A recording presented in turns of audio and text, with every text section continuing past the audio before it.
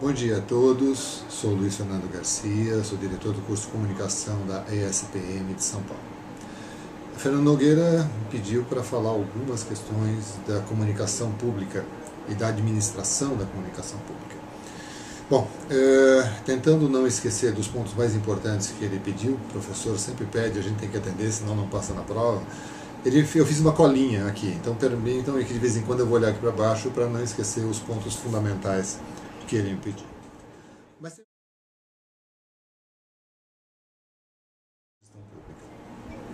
a gestão pública, a gestão da coisa pública, como dizia o meu avô, ela é fundamental para o desenvolvimento de uma nação.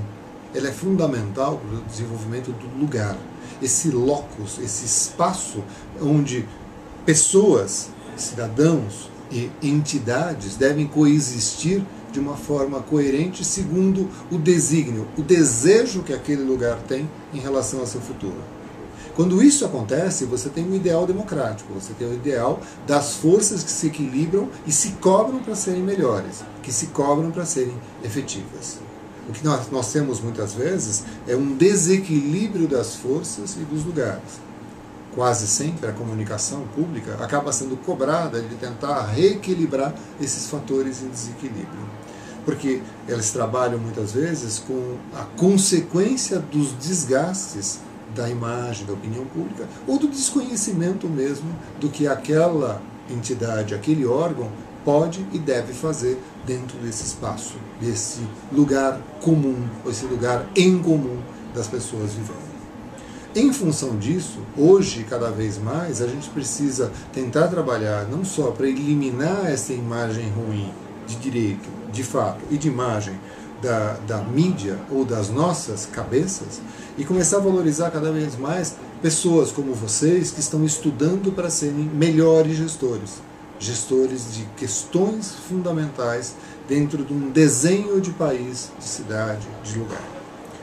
Para isso, existem dimensões importantes de vocês assumirem nesse papel, então, como cidadãos e depois como gestores, como administradores das questões públicas, os espaços de ter nessa ferramenta de comunicação a transparência maior da democracia e da governança, onde você consiga criar mecanismos de ouvir, mecanismos de interagir.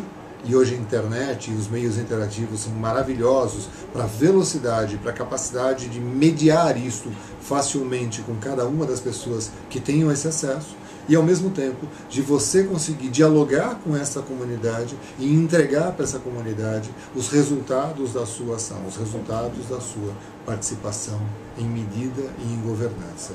Trabalhar com essa comunicação acaba sendo um lugar privilegiado de fazer política. A política real de fazer uma cidade ou um lugar ser melhor.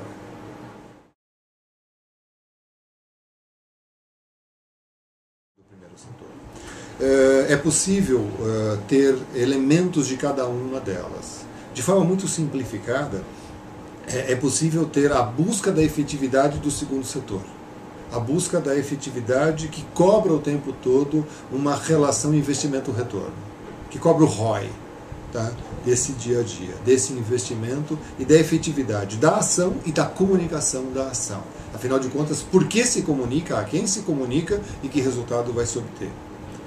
Do mesmo momento, o terceiro setor nos ensinou a fazer uma comunicação institucional mobilizadora, principalmente a comunicação de causas, que consegue trabalhar com que parcela da população tenha uma empatia maior e até mesmo uma adesão à causa, no seu sentido mais voluntário, mas sem uma expectativa que não seja o engajamento e a satisfação do próprio engajamento.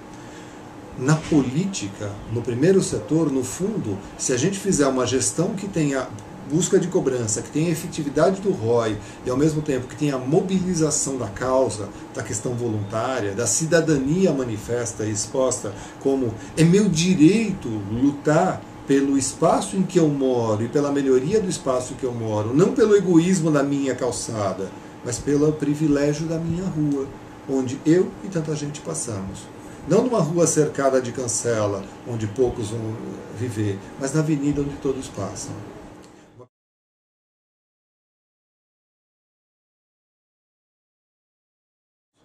O gestor da administração pública precisa valorizar o público, precisa fazer com que essa história de todo mundo é igual, alguns mais iguais que os outros, tem que acabar.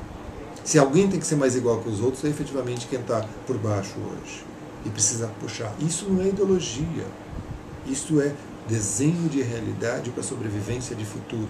Se a gente não cuidar hoje do ambiente, ambiente significa inclusive gente, tá? Que está marginalizado, do mesmo jeito que você tem a natureza marginalizada, os processos e os progressos marginalizados. Se não tiver isso, a gente não vai ter futuro, ou ele vai ser muito, muito ruim.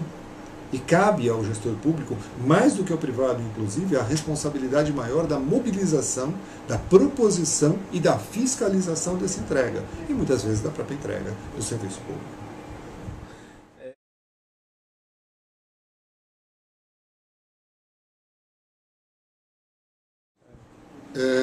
É verdade, quando a gente fala em propaganda, e particularmente nessa linha mais comercial, a sensação é sempre que você está vendendo alguma coisa e vendendo através de um canal que pareça o mais direto possível, que é a propaganda.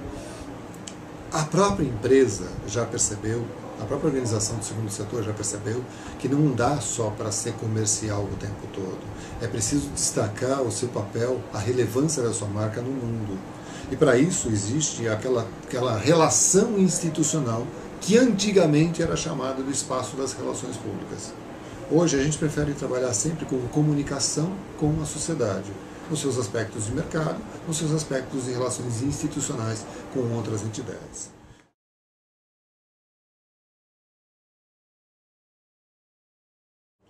Internet, em particular, tem sido assim um nome genérico de 1 milhão de possibilidades de plataformas de relacionamento.